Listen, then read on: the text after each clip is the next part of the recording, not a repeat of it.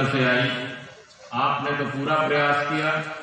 मैं आपका स्वागत और अभिनंदन करता हूं और अपील करता हूं कि बहुत ही अच्छी भजनोपदेशिका हैं, इनके विचारों को सुनकर के ही आप लोग जाएं। और मैं प्रधान जी से अनुरोध करूंगा कि अलका आर्या जी को पुष्प दे करके उनका आज समाज ब्रह्मण के पूरा में स्वागत और अभिनंदन करें। आदरणीय श्रीमती अलका आर्या जी। और एक अनुरोध है, चूंकि हम कल वाद्य यंत्र उपलब्ध करा देंगे, अभी हमने कीपैड और ऑर्गन वगैरह उपलब्ध हैं जो आपका साथ देंगे। तत्काल उपलब्ध नहीं संभव हो पाया, कल ये व्यवस्था रहेगी। तो मैं उपस्थित इस आज समाज ब्रह्मणपुरा के जलसे में, वार्षिक उत्सव में, सत्संग और प्रवचन के भजन के कार्यक्रम में मैं स्वागत अभिनंदन करता हूं और आह्वान करता हूं सुश्री अलका आर्या जी कि वो आए और अपने भजनोपदेश से हम सबको तिरोहित करें। धन्यवाद। शांति शांति शांति।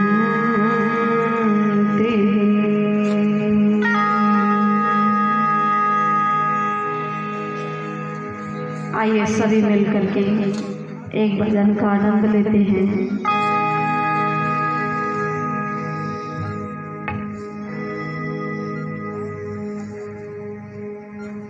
जब तप नहीं किया तो पछताएगा,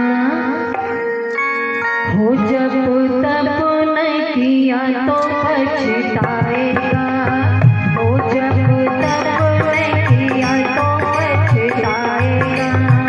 दुनिया में आके प्रभु को भुला के ना सुख पाएगा, वो ना सुख पाएगा। हो जब तप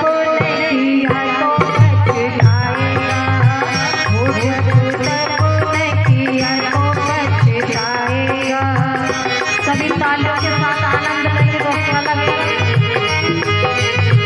हो जब तप नहीं किया तो पछताएगा, हो जब तप नहीं दुनिया में आके प्रभु को भुला के ना सुख पाएगा, वो ना सुख पाएगा। हो जब तप नहीं किया तो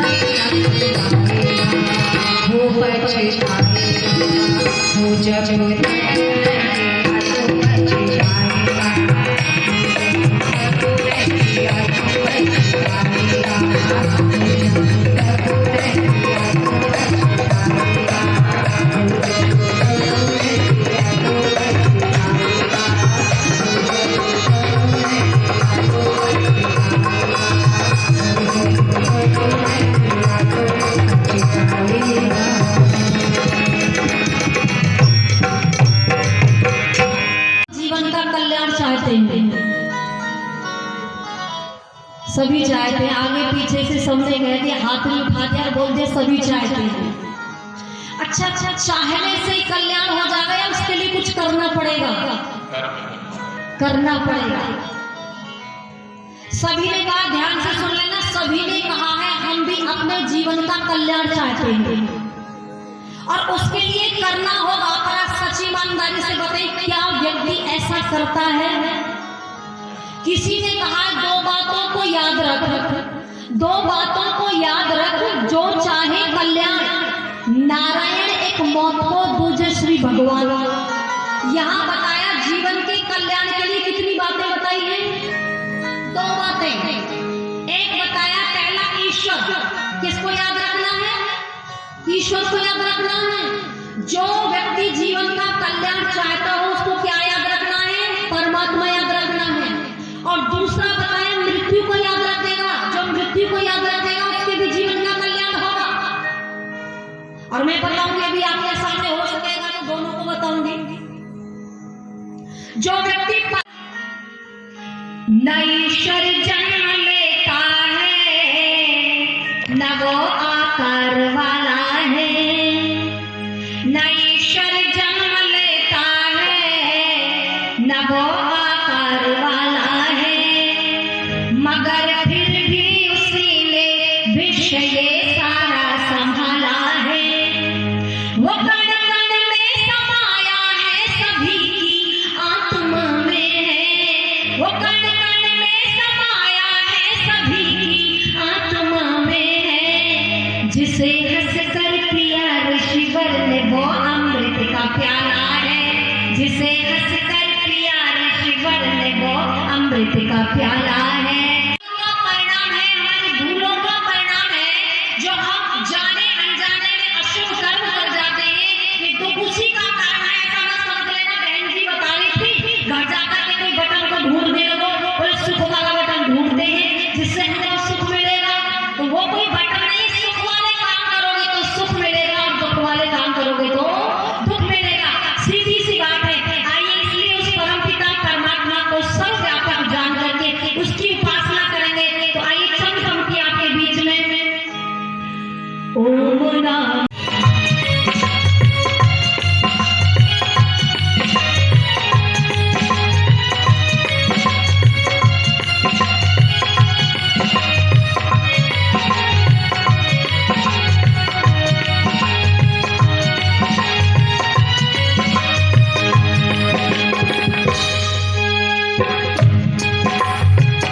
वादा जो करके आया उसी को निभाना होगा।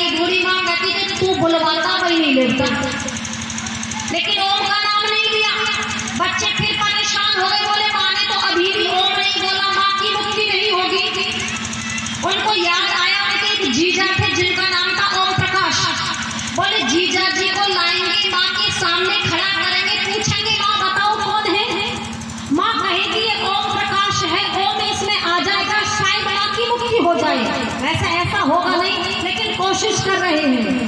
देखो जीजा जी को बुलाया गया, एक ओम बुलवाने के लिए जीजा जी को बुलाया गया, बूढ़ी माँ के सामने खड़ा कर दिया गया। फिर पूछा माँ बताओ ये आपके सामने खड़े हैं कौन है? तो मालूम है बूढ़ी माँ क्या कहती है? बूढ़ी माँ कहती मुझे मूर्ख समझ रखा है, मुझे नहीं पता कौन है। बोले बताइए माँ कौन है? ये है कमला के पति। किसके पति? कमला के पति। क्योंकि कई माताएं होती जो नाम नहीं लेती हैं। अभ्यास क्या कहने का था? कमला के पति कहने का अभ्यास था। तो बाद में ओम प्रकाश कैसे कहती? मेरा मतलब यही है, मेरा बताने का तात्पर्य यही है, जब हम पहले से अभ्यास नहीं करेंगे, ध्यान रखना, तो बाद में भी होने वाला नहीं है। आपने देखा भी होगा, अरे मैंने देखा तो आप लोगों ने भी जरूर देखा होगा। अरे जब अंतिम समय आता है, व्यक्ति परमात्मा को याद नहीं करता। बोले किसको याद करता? जिनमें फंसा रहता उनको याद करता है। वो लोग कहता है कि नहीं कहता? मैंने खुद सुना है। बोले अब की बार जब कहते हैं ना डॉक्टर यहाँ के अंतिम समय चल रहा है, तो क्या कहते हैं? अब की बार बड़े बेटे को बुला दो, उसका मुंह देख लो। अब की बार छोटे बेटे को दिखा दो, उसका मुंह देख लो। या बेटी से मिला दो, या पोते से मिला दो, या दोहते से मिला दो। अरे जिनमें फंसा रहता अंत में उन्हीं को याद करता है। फिर परमात्मा याद आने वाला नहीं है। और जो ऐसा व्यक्ति होगा उसके जीवन का भी कल्याण होने वाला नहीं है। इसलिए तो कहा परम पिता परमात्मा के सच्चे स्वरूप को जान करके उसकी ठीक ठीक उपासना करोगे तो निश्चित कल्याण होगा। और नहीं तो फिर आप देख ही रहे हो भक्ति के नाम पर क्या क्या हो रहे हैं। वो फिर समय मिलेगा फिर बताएंगे। लेकिन सुनो आगे क्या कहा है। आगे तो आपको 3 भागों में बांट दिया है, और वो 3 भाग कौन से हैं तो क्या बताए सुनो। यादों पहली जवानी है, सामने बुढ़ापा तेरी इतनी कहानी है।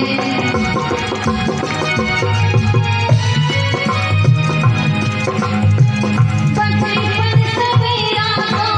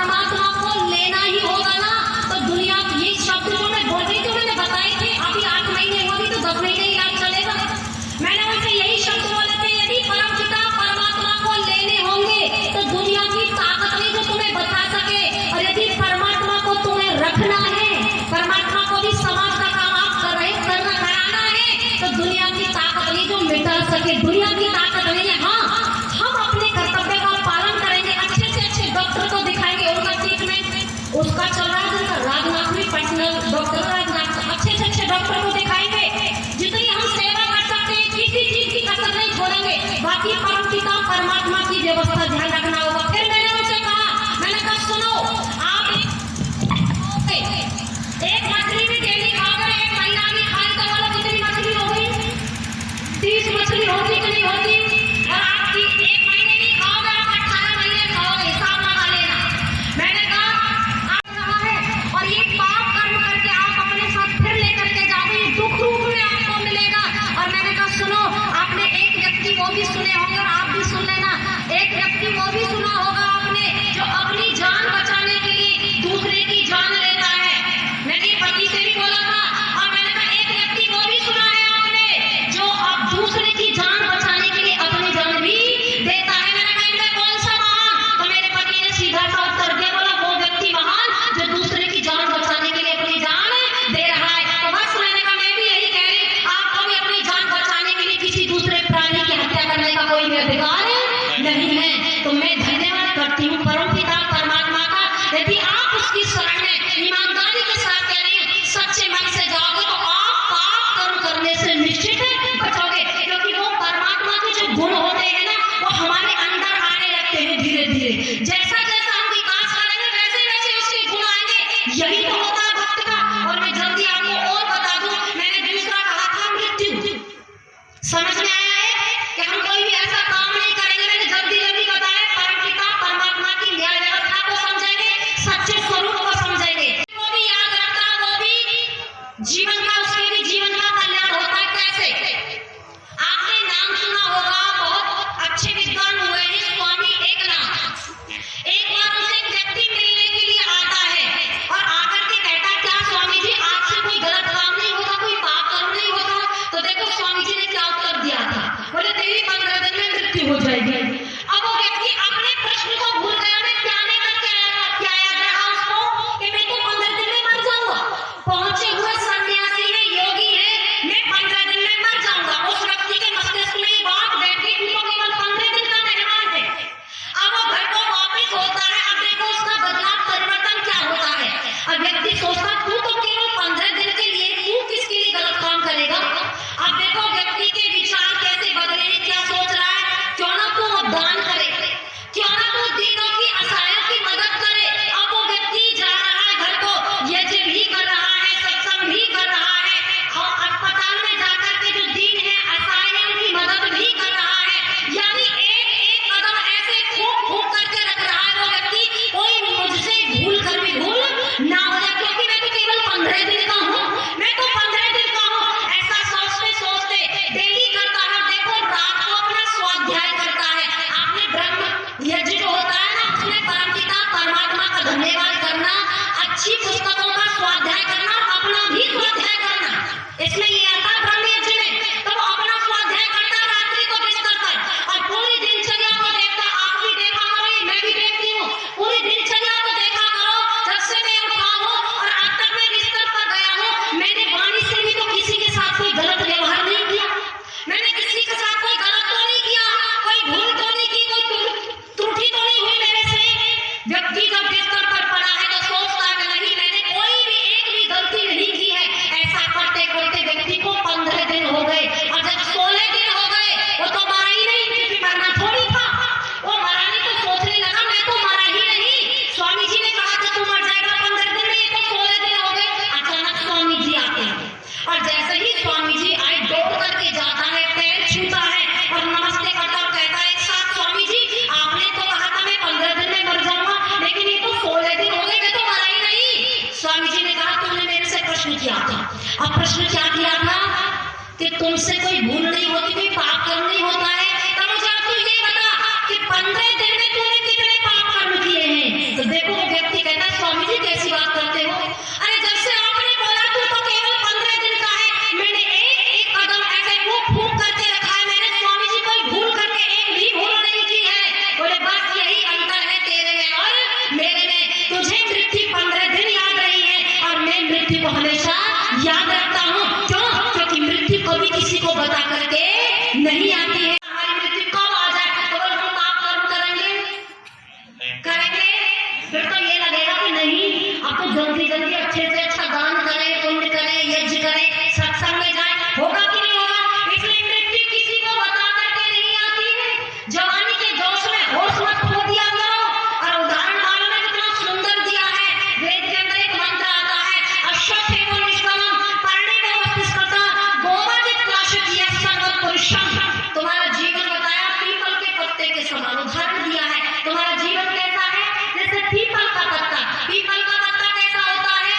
पहले ओपल होता है, फिर हरा होता है, और फिर पीला होता है, और पीला होकर के डाल से गिर जाता है।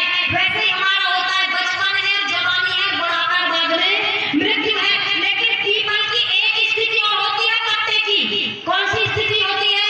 कि पेड़ पर डाली पर कोपल भी लगे, ध्यान से सुन लेना, और हरे भी लगे हैं और पीले भी लगे हैं, तीनों प्रकार के पत्ते लगे हुए हैं। और बहुत तेज एक आंधी का झोंका आता है जिसमें कोपल भी, हरे भी, पीले भी एक साथ डाल से टूट जाते हैं। अरे कई बार ऐसा आपने भी देखा होगा, मैंने देखा, हमारे एक गांव पड़ता है, तिलकता गांव है।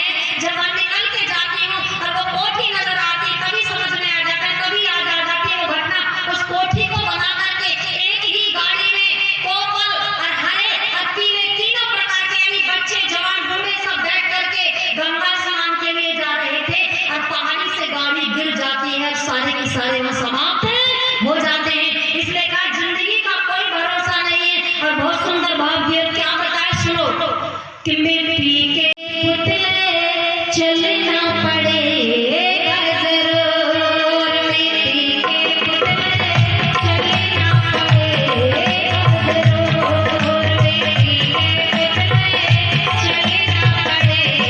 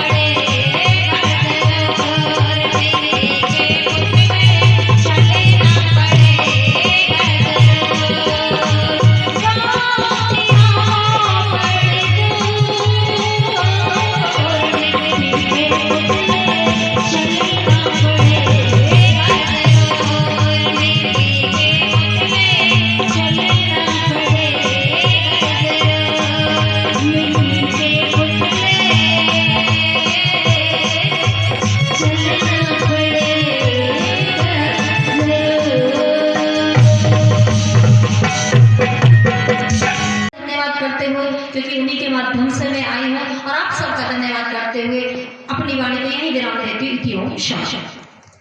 बहुत बहुत धन्यवाद। ओम शांति। आज का ये भजन सत्संग प्रवचन का कार्यक्रम समाप्त हो उसके पहले आदरणीय प्रधान जी के आदेश से शांति पाठ के तहत हम इस कार्यक्रम का समापन करेंगे। शांति पाठ।